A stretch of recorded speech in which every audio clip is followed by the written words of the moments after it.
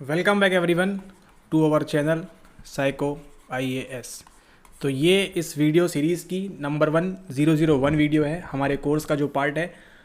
तो स्टार्ट करते हैं। सबसे पहले साइकोलॉजी, व्हाट इज़ साइकोलॉजी।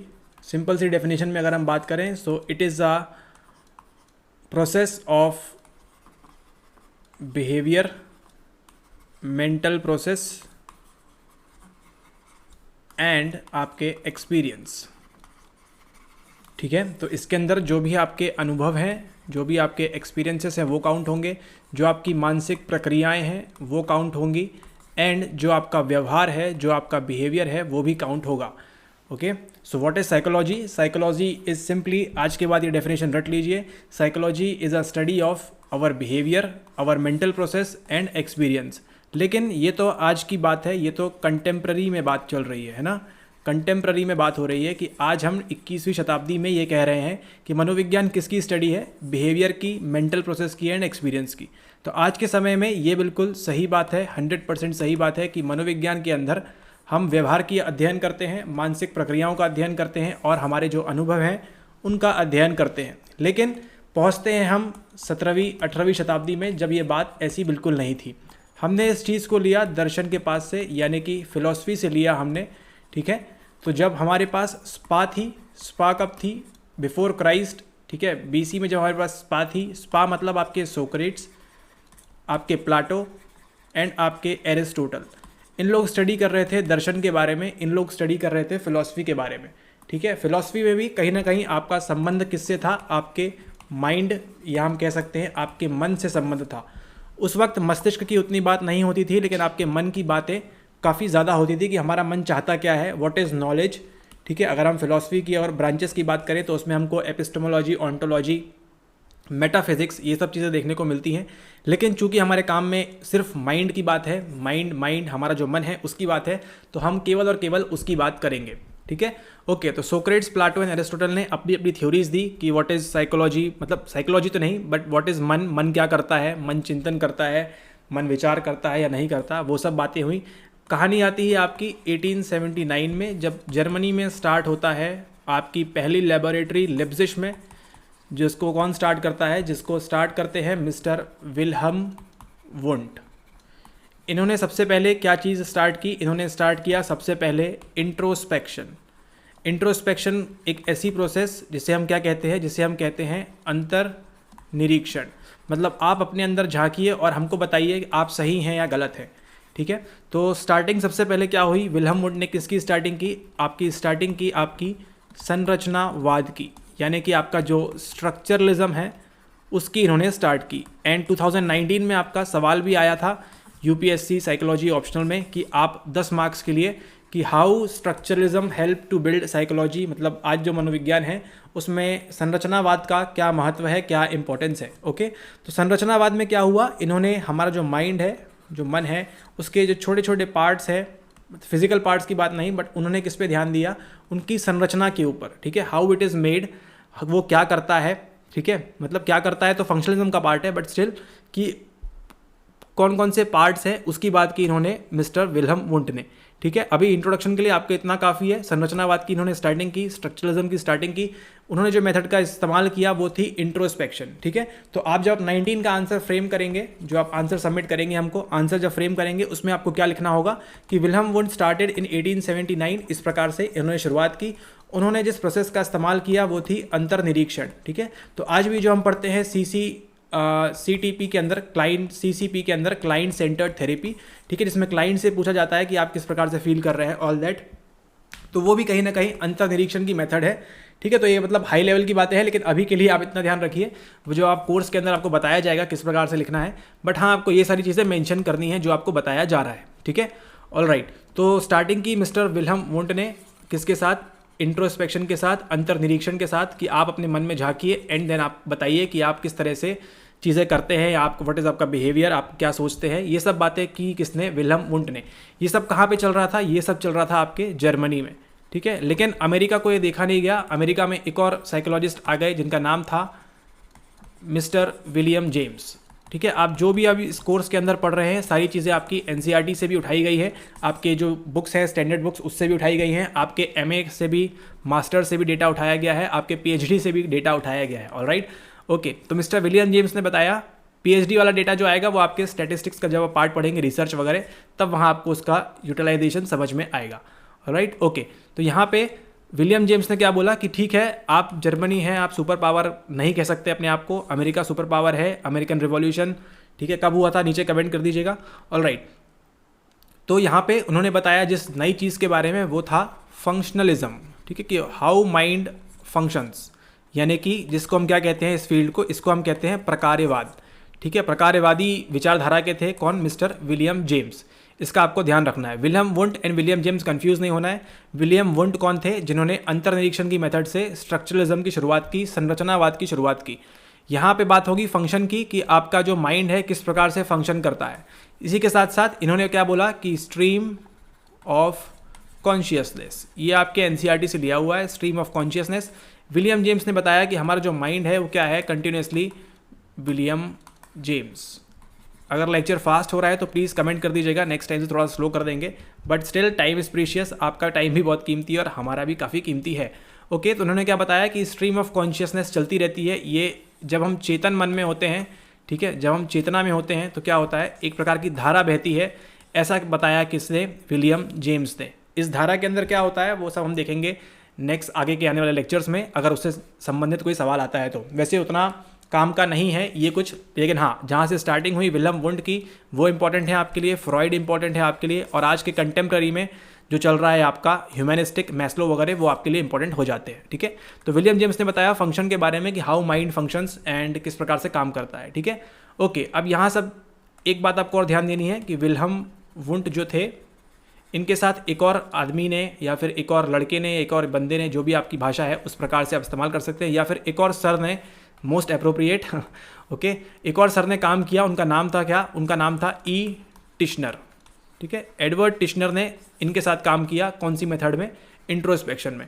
तो हम ये कह सकते हैं कि एडवर्ड टिश्नर के साथ साथ एंड विलियम वुंट ने, दोनों ने मिलकर कौन सी मेथड का इस्तेमाल किया? इंट्रोस्पेक्शन की मेथड का इस्तेमाल किया, यानी कि अंतर्निरीक्षण की मेथड का इस्तेमाल किया।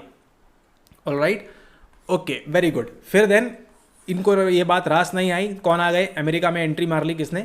अमेरिका में आपकी एंट्री की मिस्टर विलियम जेम्स ने, और उन्हें बताया कि आप ये सब छोड़िए, आप स्ट्रक्चर छोड़िए, आप फंक्शन देखिए। ठीक है, मतलब आप रूप छोड़िए और गुण देखिए, ऐसी बात कही विलियम जेम्स ने। ओके, ठीक है। इसी के बाद कौन आते हैं? विलियम जेम्स से अब क्या हुई? विलियम जेम्स ने बोला कि आप फंक्शन पे ध्यान दीजिए, लेकिन जर्मनी वाले हैं, ठीक है, उनको ये बात पसंद नहीं आई। उन्होंने 3 लोगों की कहानी स्टार्ट कर दी, अमर, अकबर, एंथनी। अगर आपको नहीं मालूम है तो थोड़ा सा आप जानकारी रखिए इनके बारे में। मिस्टर अमर अकबर एंथनी की एंट्री हो जाती है जर्मनी में। अब ये कौन है? सबसे पहले मिस्टर अमर है हमारे Max Wertheimer. Max Wertheimer, mister Akbar Kurt Koffka. यहाँ पे प्लीज़ सेक्युलरिज्म, अपना संप्रदायवाद, वो सब यहाँ मत दिखाइएगा। ठीक है, एंड एंथनी की बात करें हम तो यहाँ पे हैं आपके वुल्फगैंग कोहलर। ठीक है, ओके, जस्ट एग्जाम्पल के लिए आपको बताया गया ताकि आपकी मेमोरी में ये सब रिटेन हो सके। ठीक है, ऑल राइट, वेरी गुड। सो अमर है मिस्टर आपके max वर्टहाइमर, Kurt कॉफका and Wolfgang Kohler. तो आज के बाद आपको अमर अकबर एंथनी पिक्चर के साथ साथ इन तीनों को भी याद रखना है, क्योंकि इन्होंने ही जर्मनी में स्टार्ट किया था। क्या स्टार्ट किया था इन्होंने जर्मनी में? जर्मनी में ये लेके आए थे आपका गेस्टाल्ट। गेस्टाल्ट मतलब क्या होता है? GESTALT। आप कैसे पढ़ रहे हैं इसको? क्या आप केवल जी पढ़ रहे हैं, केवल ई पढ़ रहे हैं, केवल एस पढ़ रहे हैं? ऐसा बिल्कुल नहीं हो रहा है। आप क्या पढ़ रहे हैं? एज अ होल पढ़ रहे हैं। सेम गेस्टाल्ट का मतलब क्या होता है? सम या फिर एज अ होल। हम जो भी चीज़ देखते हैं एज अ होल देखते हैं। ठीक है, ये क्या है? ये एक कंटिन्यूस स्ट्रीम है, रिवर फ्लो कर रही है। ठीक है, लेकिन असलियत में क्या है? 1 2 3 4 5 ऐसे अनगिनत इन्फिनिटी वाली लाइंस बनी हुई हैं, लेकिन हमको क्या लग रहा है? ये क्या चल रहा है? इसे कहते हैं लॉ ऑफ कंटिन्यूटी, यानी कि निरंतरता का नियम। ठीक है, तो यही बताया किसने? ये बताया आपके मिस्टर मैक्स वर्टहाइमर ने, आपके कर्ट कॉफका ने, एंड आपके वुल्फगैंग कोहलर ने। ये जो तीनों आदमी थे, ये जो तीनों सर थे, ये जो तीनों जेंटलमैन थे, ये किसकी बात करते हैं? ये बात करते हैं आपके गेस्टाल्ट की। ठीक है, ओके, क्विकली रिकैप करते हैं। संरचनावाद में विल्हम वुंड ने क्या कहा कि आपको क्या करना है, माइंड की संरचना पे ध्यान देना है। ठीक है, माइंड कड़ा है, सॉफ्ट है, इंट्रोस्पेक्शन की मेथड से। देन मिस्टर विलियम जेम्स ने क्या कहा? विलियम जेम्स ने कहा कि आपको फंक्शन पे ध्यान देना है। ठीक है, एक चेतना में, कॉन्शियसनेस में एक स्ट्रीम फ्लो करती है, उस पर आपको ध्यान देना है कि हमारा माइंड क्या फंक्शन करता है, उस पर आपको ध्यान देना है। देन आता है कौन? गेस्टाल्ट। उन्होंने कहा कि आप फंक्शन एंड स्ट्रक्चर छोड़िए, हमारा जो माइंड है वो चीज़ों को कैसे परसीव करता है। मेनली जो गेस्टाल्ट है किस पे काम करेगा? ये काम करेगा आपके परसेप्शन के ऊपर। ठीक है, परसेप्शन के ऊपर काम करेगा, यानी कि आपके प्रत्यक्षण के ऊपर काम करता है ये। ठीक है, हमारे जो विजुअल परसेप्शन होता है ना, देखते हैं जब हम किसी स्टिमुलस को, किसी उद्दीपक को जब हम देखते हैं तो ये काम करता है। ठीक है, ऑल राइट। तो उन्होंने कहा कि हमारा जो माइंड है ये क्या करता है? हमारा जो माइंड है, जो हमारा मस्तिष्क है, वो किसको करता है? विजुअल स्टिमुली को परसीव करता है, विजुअल स्टिमुली को परसीव करता है एज आ होल। ठीक है, आप लेक्चर के दौरान अपने अपने नोट्स बनाते रहें, साथ में उसको एनसीईआरटी के साथ समअप करते रहें, क्योंकि आंसर्स आपको लिखना है ओन लैंग्वेज में। Alright, and we will help in that also. ठीक है, ओके। तो हमारा जो माइंड है क्या करता है? किसी भी स्टिमुलस को एज आ होल देखता है। ठीक है, यहाँ पे मान लीजिए ये है, आप आगे भी पढ़ेंगे गेस्टाल्ट के बारे में जब हम परसेप्शन करेंगे, लेकिन अभी स्टिल थोड़ा बहुत नॉलेज ज़रूरी है।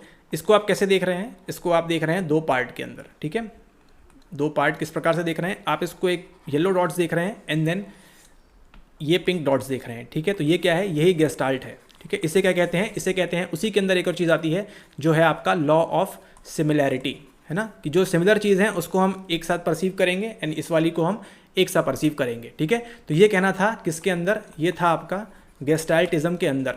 ठीक है, गेस्टाल्ट में ये चीज़ आपके होती है। ऑल राइट, स्ट्रक्चर देख लिया हमने, देन हमने फंक्शन देख लिया, अब हम गेस्टाल्ट पे आ गए। देन इसके बाद आती है आपकी बात किसकी?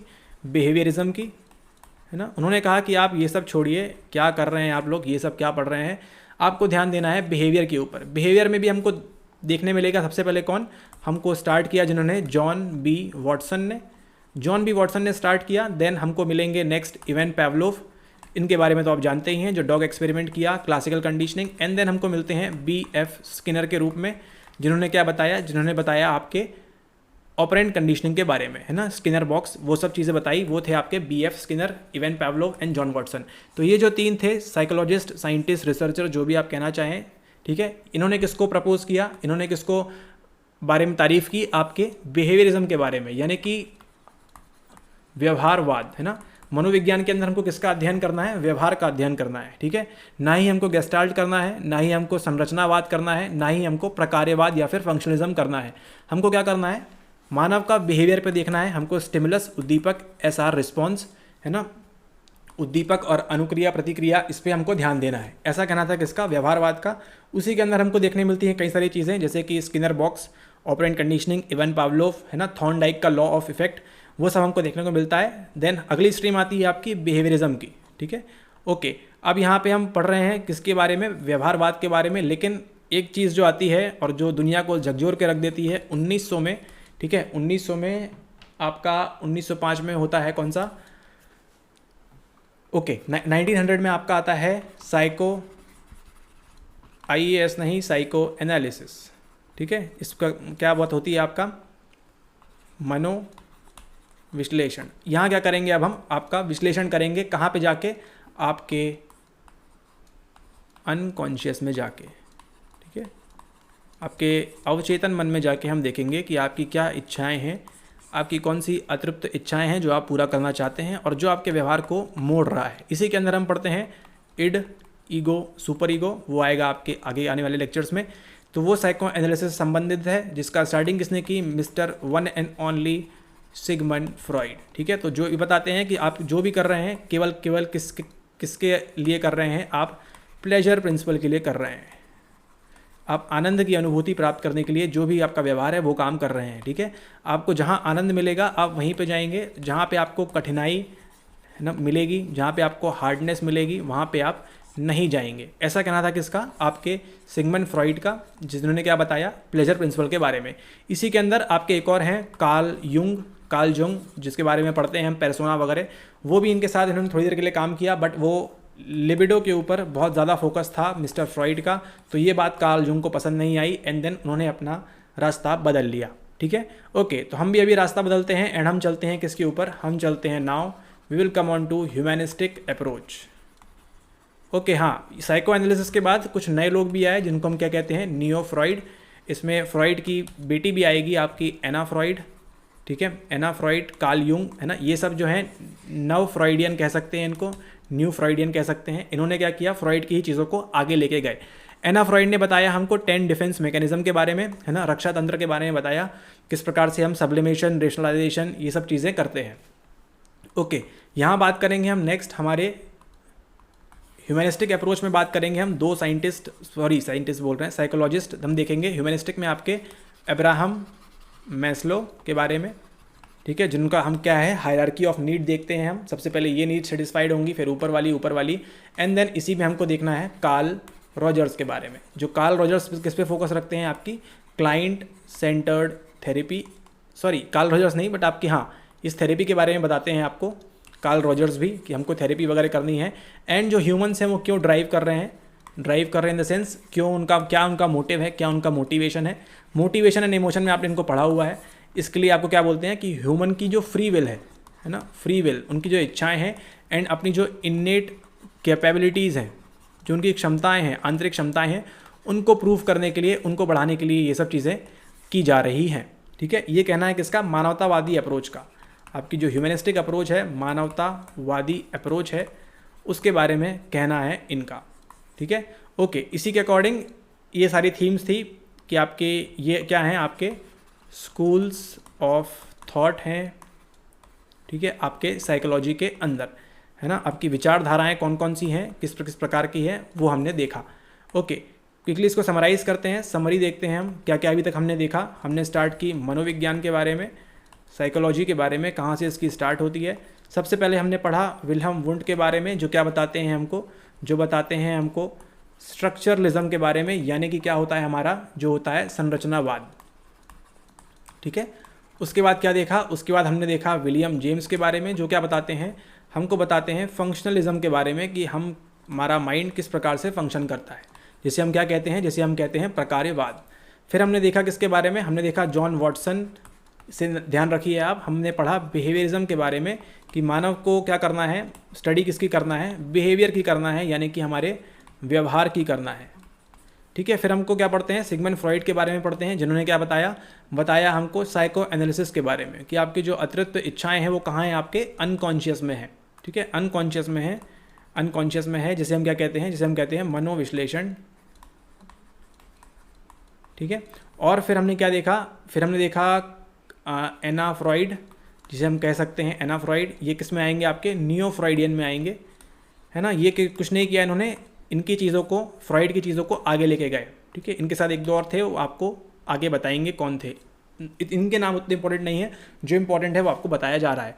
एंड देन फिर हमने क्या देखा अंत में, अब्राहम मैस्लो, कार्ल रॉजर्स, इनके बारे में क्या देखा हमने, ह्यूमैनिस्टिक अप्रोच, ह्यूमैनिस्टिक यानी कि आपकी मानवतावादी। ठीक है, इनके अकॉर्डिंग मानव जो काम कर रहा है, क्यों कर रहा है, अपनी इच्छाओं से कर रहा है, फ्री विल से, अपने अंदर, उसके अंदर जो पोटेंशियल है उसको फुलफिल करने के लिए ये जो मानव है ये कार्य कर रहा है। ठीक है, ओके, तो यही था आपका मनोविज्ञान की हिस्ट्री, किस प्रकार से मनोविज्ञान आया, क्या क्या हुआ, किस तरह से स्टार्टिंग हुई, इस प्रकार से आगे बढ़ता गया। एंड आज हम जो पढ़ रहे हैं वो क्या पढ़ रहे हैं, experience, behaviour and mental process. ठीक है, तो इसका ध्यान रखें आप, psychology is study of experience, behaviour and mental process, अनुभव, व्यवहार और मानसिक प्रक्रियाएं। ठीक है, इस लेक्चर के लिए इतना ही, मिलते हैं आपसे V002 के अंदर। Alright, till then take care, have a nice day ahead. And subscribe नहीं किया है तो कर लीजिए, लाइक भी कर दीजिए, शेयर भी कर दीजिए अपने दोस्तों के साथ। Alright, okay, see you soon. 2023 में आपको लिखना है mains. Alright, okay, take care, have a nice day ahead.